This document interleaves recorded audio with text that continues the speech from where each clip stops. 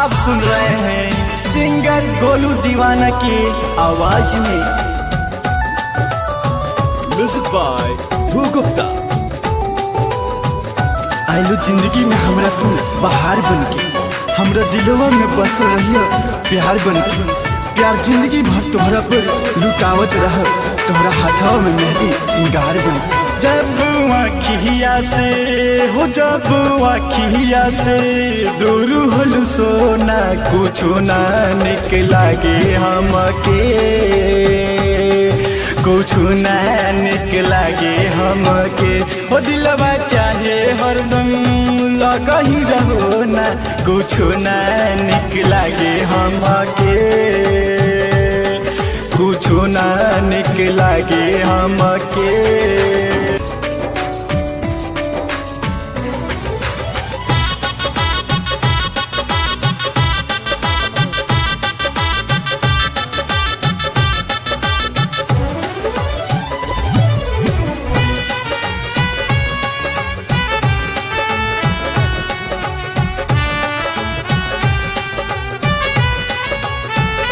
मन के मंदिर में तू हके बिठावले बानी, सपना जिंदगी की तू हसे सजावले बानी।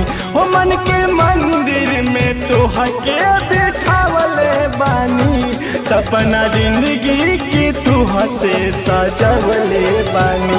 हो हमारा जिंदगी में, हो हमारा जिंदगी में प्यार भारी दोना, कुछो ना निक लागे हमके, कुछो ना निक लागे हमके। हो दिलवा चाहे हरदम लगही रहो ना, कुछो ना निक लागे हमके,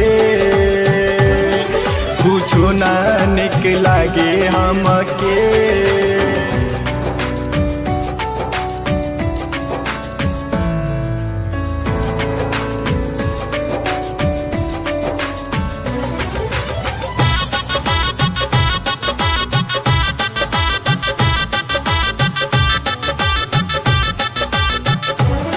तोहर भोली सूरतिया भुलात नइखे, जान दिलवा से याद तोहर जात नइखे।